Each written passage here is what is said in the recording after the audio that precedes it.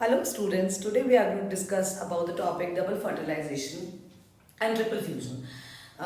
Since so many years I've found this that you find it difficult in describing these two terms, that is double fertilization and triple fusion, which is being frequently asked in CBSE exams and ICSE exams also. So I'll make it easier for you today. So let's start. Double fertilisation को समझने के लिए हमें कुछ structure समझने पड़ेंगे। Structure of pollen grain की double fertilisation के लिए हमें दो चीज़ों की जरूरत पड़ती है, pollen grain and stigma, style and ovary, यानी इस पार्ट का, यानी मेल पार्ट और फीमेल पार्ट का। पोलन ग्रेन कहाँ से आती है? Pollen grain comes from anther and anther के साथ फिलामेंट होता है। Stamen is a male part, सबको पता है। और एंथर के उसके दो पार्ट्स होते हैं, स्टेमन एंड फिलामेंट। एंथर के अंदर क्या होता है?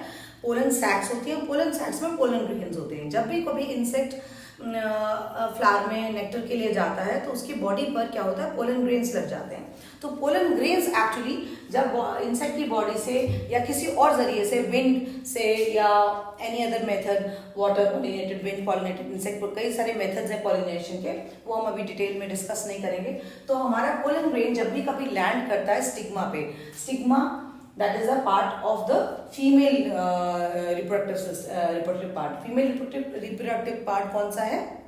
That is आपका पिस्टल, पिस्टल या कार्पेल कहलाता है। इसके तीन पार्ट्स होते हैं, स्टिग्मा, स्टाइल एंड ओवरी। तो जब भी पोलन ग्रेन कभी लैंड करता है स्टिग्मा के ऊपर, तो उसके बाद वो क्या क्या होता है, we are going to study that now. ठीक है। So first of all we'll see the structure of pollen grain. Pollen grain के स्ट्रक्चर में कि पोलन ग्रेन में दो कवरिंग्स होती हैं, एक्साइन और इंटाइन, है ना। तो outer covering is exine and अंदर वाली इंटाइन। एक्स मीन्स बाहर, तो एक्साइन एंड अंदर वाली intine. And then you can, आपको ये दिखाई दे रहे दो dots, one is generative nucleus and the other is tube nucleus. जब भी पोलन ग्रेन स्टिग्मा पे लैंड करती है तो इसका पोलन ट्यूब इलोंगेट करता है। तो ये कहाँ से इलोंगेट करता है? तो बॉल शेप है, तो यहाँ पे जर्म पोर होता है, ये वाला पॉइंट या फिर ये वाला पॉइंट या फिर ये वाला पॉइंट। इन पॉइंट में से किसी भी एक जर्म पोर से इलोंगेट करने लगती है, और जब इलोंगेट करती है तो स्ट्रक्चर कुछ ऐसा दिखता है। देखिए यहाँ पे जर्म पोर है, खुल गया है। ठीक है। अगेन यू कैन सी कि यहाँ पे जनरेटिव न्यूक्लियस मैंने मार्क किया हुआ, ट्यूब न्यूक्लियस। जनरेटिव न्यूक्लियस के अंदर हमारे दो मेल न्यूक्लियस होते हैं, और ट्यूब न्यूक्लियस किस काम के लिए होता है? वो पोलन ट्यूब को इलोंगेट करने में हेल्प करता है। ठीक है।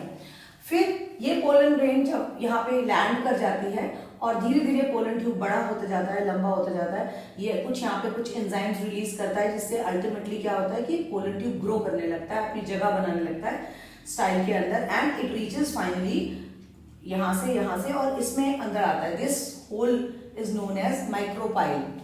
माइक्रोपाइलर एंड से ये अंदर आ जाता है, और ये मैंने बना रखे हैं इंटीग्यूमेंट्स, और इंटीग्यूमेंट्स के बीच में क्या है? एम्ब्रियो सैक है।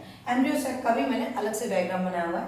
एम्ब्रियो सैक अगर हम ध्यान से देखें तो उसमें दो बीच में सेकेंडरी न्यूक्लियस होते हैं, जो कि दो पोलर न्यूक्लियस कहलाते हैं, या सेकेंडरी न्यूक्लियस कह सकते हैं, या आप इसको टू पोलर न्यूक्लियस कह सकते हैं। ये एक साथ जुड़े होते हैं, अलग अलग नहीं हुए होते हैं। ठीक है। देन यहाँ पे बीच में एक्सेल होता है, एक्सेल के आसपास दो सिनर्जिड्स होते हैं आपके। ठीक है। And then there are 3 antipodal cells. तो एक एंड पर 3 एंटीपोडल सेल्स होते हैं, एक एंड पे एक एक्सेल होता है और दो सिनर्जिड्स होते हैं। तो सिनर्जिड्स का बेसिकली क्या काम होता है? They help in guiding the pollen tube through micropyle. वो माइक्रोपाइल की माइक्रोपाइल से अंदर जाना है, तो उसको पोलन ट्यूब को गाइड की कहाँ से अंदर जाना है, उस चीज को उसमें उसको गाइड करने में हेल्प करते हैं सिनर्जिड्स। एंड एंटीपोडल सेल्स जो है वो रिच इन लिपिड्स होते हैं, तो लिपिड कंटेंट में रिच होते हैं, तो ये क्या करते हैं? They help in, they have a nutritive function. ठीक है, फॉर द एम्ब्रियो सैक। अच्छा, इसके बाद कि पोलन ट्यूब जब ग्रो करती है, ग्रो करके अल्टीमेटली माइक्रोपाइलर एंड से इंटीग्यूमेंट्स के बीच में से वो अंदर चली जाती है, तो एक जो है इसमें से यहाँ पे आपके जनरेटिव न्यूक्लियस में आपके दो मेल न्यूक्लियस हैं। सो अगेन मैं इसको स्प्लिट करके बना के दिखाती हूँ। तो ये आपके दो मेल न्यूक्लियाई, एक ये है और एक ये है। तो ये दोनों में से एक मेल न्यूक्लियाई जो है वो क्या करता है? वो जाता है एक्स सेल के साथ फ्यूज होता है, और दूसरा मेल न्यूक्लियाई जो है वो किसके साथ फ्यूज करता है? इन दोनों पोलर न्यूक्लियाई के साथ। तो आपको यहाँ 3 दिखाई दे रहा है, दीज आर 3। सो जब ये 3 दिखते हैं यानी एक male gamete fuses with the two polar nucleus and one male gamete fuses with the egg cell, तो हम इसको ये बोलते हैं कि डबल फर्टिलाइजेशन हो रहा है, क्योंकि इससे बनता है हमारा जाइगोट, रिजल्ट क्या बनता है जाइगोट, और इन दोनों के फ्यूजन से बनता है हमारा एंडोस्पर्म, जो कि बाद में जो है काम आता है बेबी प्लांट के लिए, ठीक है, तो उसको न्यूट्रिशन प्रोवाइड करता है एंडोस्पर्म, ठीक है। तो यहाँ पे क्या हुआ कि एक मेल गमीट जो है वो किससे मिला, जाके एग सेल से मिला, और इन दोनों के प्रोडक्ट से क्या बना, zygote which further forms the embryo, and दूसरा मेल गमीट जो है जाके फ्यूज हुआ किससे, दो पोलर न्यूक्लियस से, जो फाइनली बाद में क्या है एंडोस्पर्म बन जाते हैं। एंडोस्पर्म क्या काम करता है, एंडोस्पर्म क्या करता है, how does it help, it helps, है ना, ये न्यूट्रिशन प्रोवाइड करता है टू द बेबी प्लांट, ठीक है, जब सीड ग्रो करता है तो उसको न्यूट्रिशन प्रोवाइड करता है। और आई थिंक ये सारी चीजें सब कुछ कहाँ हो रहा है, this is all happening in this all is, ये जितने भी आपके सेल्स हैं ये सब क्या है, एम्ब्रियो सैक है, और ये पूरा पूरा ओवरी है।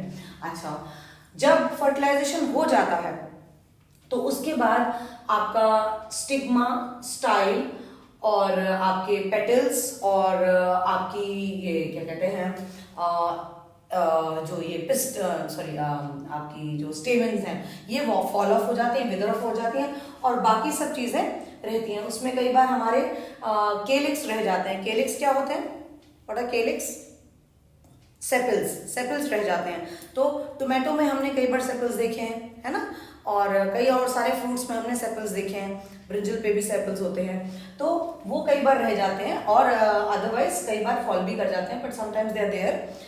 सो ये पूरा प्रोसेस है फर्टिलाइजेशन का। ट्रिपल फ्यूजन आपको समझ में आ गया, ट्रिपल फ्यूजन क्यों कहते हैं, क्योंकि दो पोलर न्यूक्लियाई और एक मेल गमीट जब आपस में मिलता है तो वो 3 न्यूक्लियस फ्यूज हो रहे हैं, इसलिए ट्रिपल फ्यूजन कहलाता है। और डबल फर्टिलाइजेशन इसलिए कहलाता है कि एक मेल गमीट ने एग सेल से फ्यूज करके जाइगोट बनाया, और एक मेल गमीट ने दो पोलर न्यूक्लियर से फ्यूज करके एंडोस्पर्म बनाया। आई थिंक ये दोनों टर्म्स क्लियर हैं, ठीक है। One small thing is left, that during the formation of fruit, the fate of the various parts of the ovary, जो ओवरी पीछे बना हुआ है इसके, अभी मैंने बताया कि उसके एग्जैक्टली तो सारे पार्ट्स का कई बार पूछ लेते हैं, not in CBSE but in ICSE board. So the fate of the various parts of the ovary after fertilisation क्या होता है कि ब्रॉड वे में मैंने बताया, पर अभी मैं एक एक पॉइंट बता देती हूँ आपको कि ovary becomes the fruit, and ovary wall, ovary की जो वॉल है, ओवरी की वॉल जो है वो क्या बन जाती है, ओवरी की वॉल बन जाती है आपका पेरिकार्प, ठीक है। Then ovule becomes the seed, then placenta becomes the stalk of the seed, seed का स्टॉक, जहाँ से पॉइंट ऑफ अटैचमेंट होता है, सीड अटैच होता है, जैसे मटर के दाने में आपने पीस में देखा होगा कि प्लासेंटा से वो अटैच होता है, तो that becomes the stalk of the seed. Then hilum is the scar, जहाँ से आपने देखा होगा कि again that point of attachment of placenta to the seed pod, है ना। देन माइक्रोपाइल, हाइलम ही रहता है, माइक्रोपाइल भी माइक्रोपाइल ही रहता है। आउटर इंटीग्यूमेंट जो है वो टेस्टा बन जाता है, और इनर इंटीग्यूमेंट जो है टेगमेंट बन जाता है। Testa is the outer most covering of the seed coat, okay, and tegmen is the inner most, जो हल्की सी मेम्ब्रेन होती है, जब आप सीड कोट उतार देते हैं तो slight C very thin membrane, transparent membrane, that is called tegment. Both together are called seed coat, ठीक है। सीड के ऊपर का जो कोट होता है, ठीक है, जब उनको दिखा देते हैं तब हमें दोनों कॉटिलिडेंस दिखाई देती हैं, अगर वो डाइकॉट है और अगर वो मोनोकॉट है। And then the secondary nucleus जो इससे बना है, ये एंडोस्पर्म बनता है, वो मैंने आपको पहले ही बता दिया।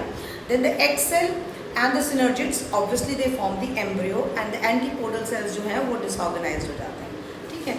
तो कॉटिलिडेंस की अभी जरा सी बात की मैंने, तो कॉटिलिडेंस के बारे में और बता देती हूँ आपको कि मोनोकॉट एंड डाइकॉट, दो तरह की कॉटिलिडेंस होती हैं कि आपकी जिनका एक सिंगल कॉटिलिडन हो और जिनकी दो कॉटिलिडन हो वो डाइकॉट कहलाते हैं, जैसे ग्राम, है ना, और ये आपका बीन्स जितनी भी हैं सारी, they are all dicot. And monocot का वीट हो गया एग्जाम्पल, कॉर्न हो गया, तो इनकी सिंगल कॉटिलिडन होती है, और इनके विनेशन में भी फ़र्क होता है। फ्लावर्स में इनके विनेशन में क्या फ़र्क होता है कि मोनोकॉट का पैरेलल विनेशन होता है, अगर आप लीफ में देखें तो उनकी जो वेन्स का जो वेनेशन होता है, अरेंजमेंट ऑफ द वेन्स कैसे अरेंज होती हैं वो पैरेलल होता है, और जो आपका डाइकॉट होता है उनका रेटिकुलेट वेनेशन होता है। ऐसे ही रूट्स में भी फ़र्क होता है, मोनोकॉट का आपका फाइब्रस रूट सिस्टम होता है और आपका डाइकॉट का टैप रूट सिस्टम होता है. तो these are basically difference between monocot and dicot seed. Sometimes they ask about this and I think इतना बहुत है. Okay, bye for now.